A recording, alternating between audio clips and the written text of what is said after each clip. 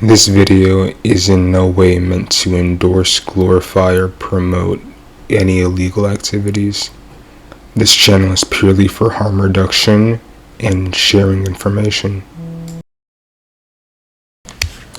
Discovery of the psychic effects of LSD. The solution of the ergotoxin problem had led to fruitful results, described here only briefly, and had opened up further avenues of research. Yet I could not forget the relatively uninteresting LSD-25, a particular pestilence. The feeling that this substance could possess properties other than those established in the first investigations induced me 5 years after the first synthesis to produce LSD-25 once again, so that a sample could be given to a pharmaceutical department for further test. This was quite unusual.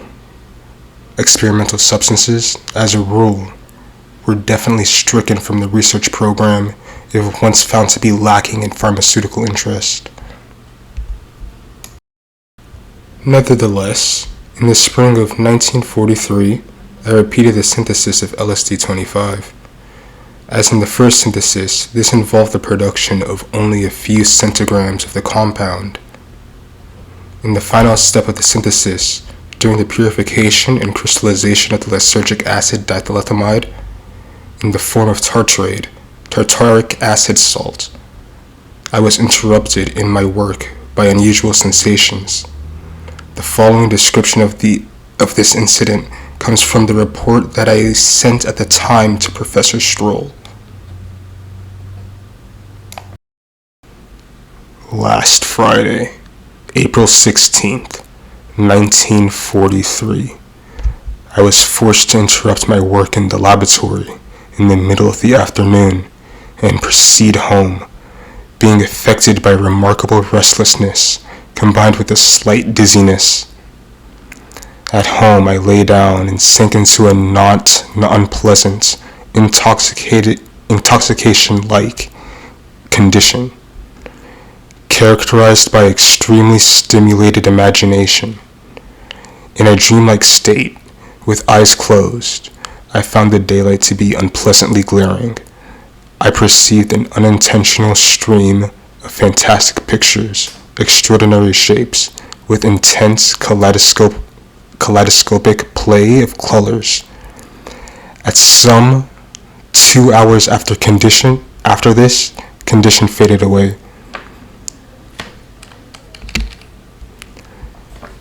This was altogether a remarkable experience, both in its sudden onset and its extraordinary course, and to have resulted in some external toxic influence.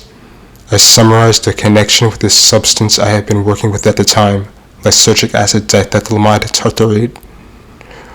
But this led to another question. How had I managed to absorb this material? Because I had known the toxicity of ergot substance. It always maintained meticulous, neat work habits. Possibly a bit of LSD solution had contacted my fingertips during crystallization, and a trace of this substance was absorbed through the skin. If LSD-25 had the potential to be the cause of this bizarre experience, then it might be a substance of extraordinary potency. There seemed to be only one way of getting to the bottom of this. I decided on self-experimentation. Exercising extreme caution, I began the planned series of experiments with the smallest quantity that could be expected to produce some effect. Considering the activity of ergot alkemones known to this at the time, namely 25 milligrams, or 1,000th of a gram, of LSD of lysergic acid diethylamide.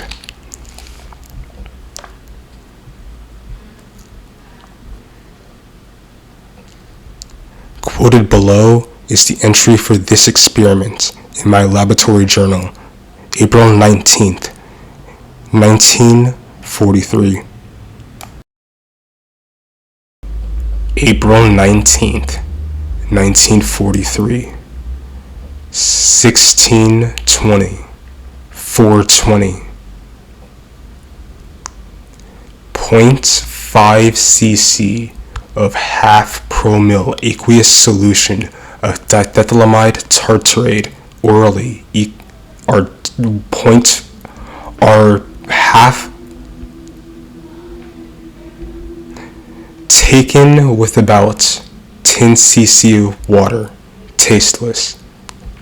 17 o'clock, 5 o'clock, beginning dizziness, feeling anxiety, visual distortions, symptoms of paralysis, desire to laugh. Supplement of 421, home by bicycle, from 18, supplement of April 21st, home by bicycle, from 18 o'clock to 20 o'clock.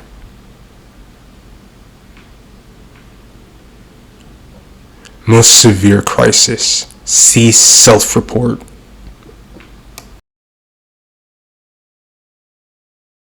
Here, the notes in my laboratory journal cease. I was able to write the last words only with great effort, but now it was already clear to me that LSD had been the cause of the remarkable experience of the previous Friday, for the altered perceptions whereof was the same as before, only much more intense. I had to struggle to speak intelligibly. I asked my laboratory assistant, who was informed of my self-experiment, to escort me home. We went by bicycle, no automobile being available because of the wartime restrictions on their use. On the way home, my condition began to assume threatening forms. Everything in my field of vision wavered and was distorted as if in a curved mirror. I had the sensation of being unable to move from the spot. Nevertheless, my assistant later told me that we had traveled very rapidly. Finally, we arrived at home safe and sound, and I was just barely capable of asking my companion to summon our family doctor and request milk from the neighbors. In spite of my delirious, bewildered condition, I had brief periods of clear and effective thinking, and chose milk as a non-specific antidote for poisoning. The dizziness and sensation of fainting became so strong at times that I could no longer hold myself erect, and had to lay down on my sofa. My surroundings had now transformed themselves in more terrifying ways. Everything in the room spun around, and the familiar objects and pieces of furniture assumed grotesque, threatening forms. They were in continuous motion, animated as if driven by an inner restlessness. The lady next door, who I scarcely recognized, brought me milk. In the course of the evening, I drank more than 2 liters. She was no Mrs. R, but rather a malevolent, insidious witch with a colored mask.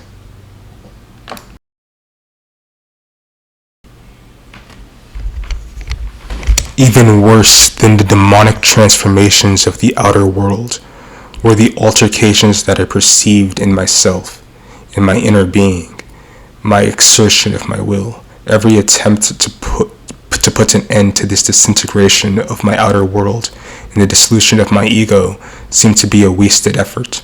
A demon had invaded me, had taken possession of my body, mind, and soul. I had jumped up and screamed, trying to free myself from him, but then sank down again and lay in helplessness on my sofa. The substance with which I had wanted to experiment had vanquished me. It was the demon that scornfully triumphed over me.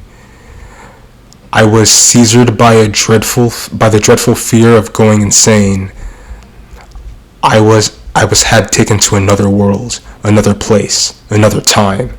My body seemed to be without sensation, lifeless, strange. Was I dying? Was this a transition? At times, I believed myself to be outside my body, and then perceived clearly, as an outside observer, the complete tragedy of my situation. I had not even taken leave of my family. My wife, our 3 children, had traveled that day to visit her parents in Lourdes. Would they ever understand that I had not experimented thoughtlessly, irresponsibly, but rather with the utmost caution, and that such a result was in no way foreseeable? Was my fear and despair intensified, not only because a young family should lose its father, but also because I dreaded leaving my chemical research work, which meant so much to me, unfinished in the midst of fruitful, promising development? Another reflection took shape, an idea of full bitter irony. If I was now forced to leave this world prematurely, it would be because of this lysergic acid diethylamide that I myself had brought forth into the world.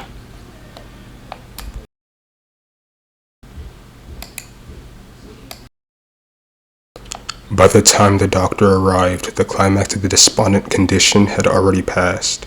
My laboratory assistant informed him about my self-experiments, and I myself, as not yet able to formulate a coherent sentence. He shook his head in perplexity.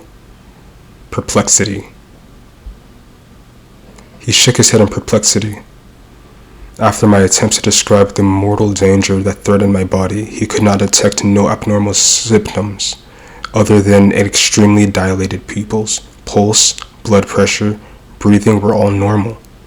He saw no reason to prescribe any medication. Instead, he conveyed me to my bed and stood watch over me. Slowly I came back from a weird, unfamiliar world to reassuring everyday reality. The horror softened and gave way to a feeling of good fortune and gratitude. The more normal perceptions and thoughts returned, and I became more confident that the danger of insanity was conclusively past.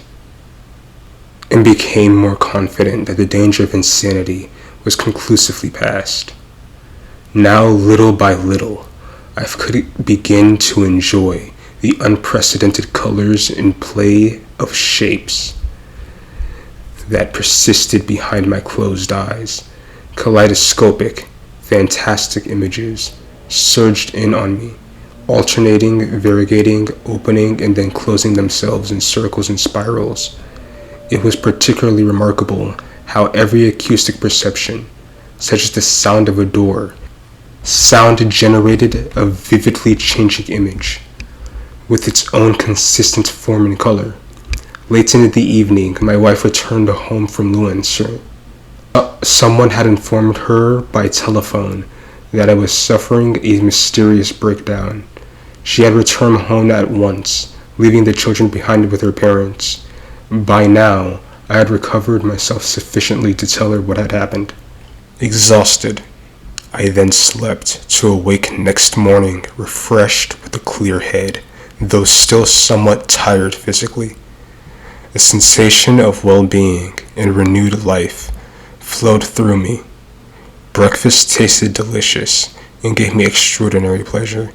When I later walked out into the garden, in which the sun shone now after a spring rain, everything glistened and sparkled in fresh light. The world was as if it was newly created. All my senses vibrated in a condition of high sensitivity, which persisted for the entire day.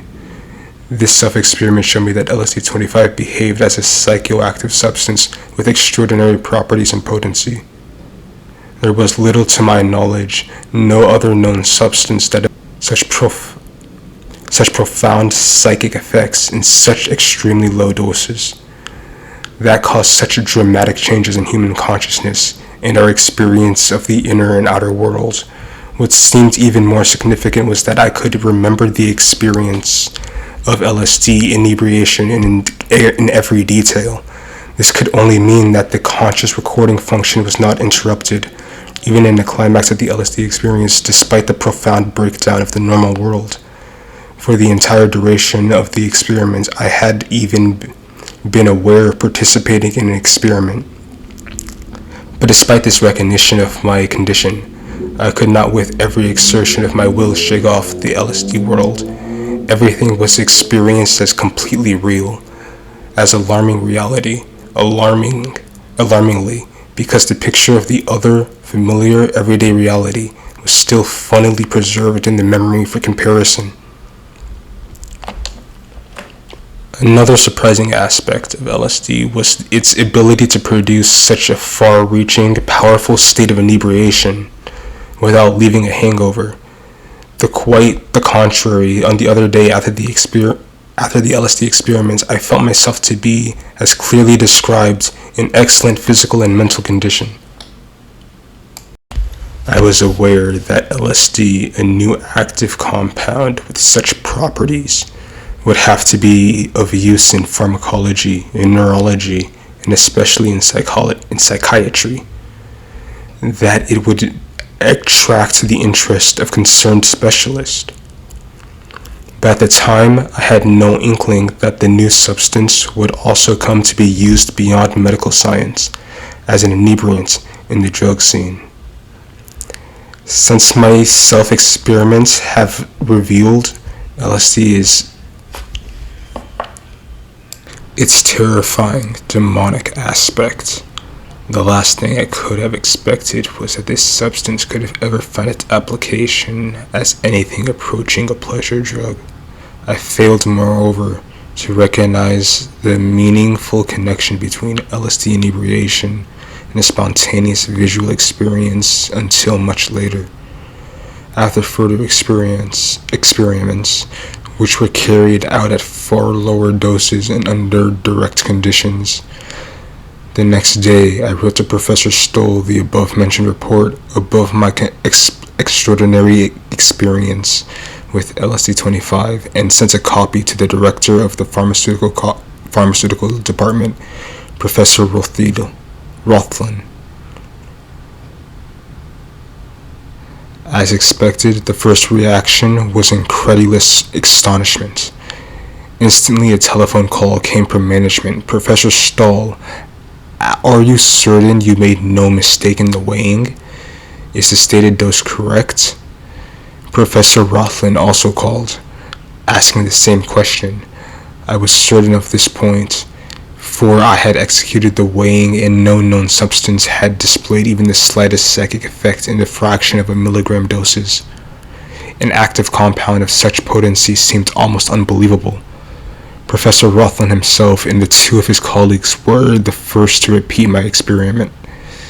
With only 1/3 of the dose I had utilized, but even at that level the effects were still extremely impressive and quite fantastic.